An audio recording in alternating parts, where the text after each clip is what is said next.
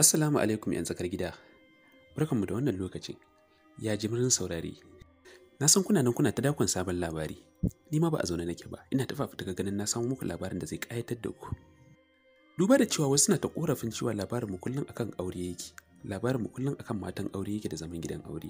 Hakan ya sa ni tunanin kawo labarin da bamu taɓa yin irin shi a tsakar gida ba. Sanin kowa ne tunda muka fara karanta labari, wanda mun karanta labari ɗaiɗaiɗai har guda 17 tun daga tashar mu ta tsakar gida, har kawo yanzu da muka dawo tashar limamin tsakar gida.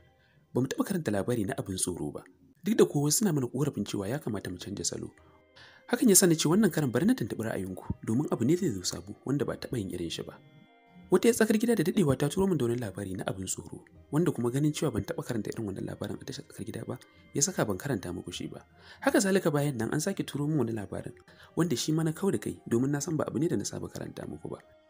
Ban san da za ku karɓi labari na abin tsoro ba, domin na san cewa mafi akasarin ku mata ne.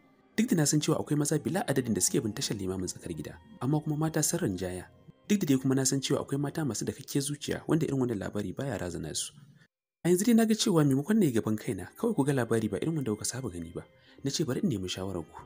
Za ku iya faɗar ra'ayoyinku a ɓangaren tsokaci, shin wannan labari na abin tsoro a yi shi kuma nan gaba ma a ci gaba da labarai irin makamantansa, ko kuma a'a mu ci gaba da labari irin wanda muka saba akan soyayya, aure da kuma al'amuran yau da kullum. Zan zauna amsa ra'ayoyinku sannan kuma in fidda alƙalama. Abin da kuka fi ba da shawara a yi da shi za mu yi amfani, domin karatun don ku ake yi. Domin ku ne tsakar gida, ku ne kuma limamin tsakar gida. Gida in babu mutane kango ne, ko kuma a limami in ba mamu. Ina matuƙar godiya da fatan alkhairi da kuke min da ƙara min ƙarfin gwiwa wanda hakan ya saka ko da yaushe nake burin yin abin da zai faranta ranku.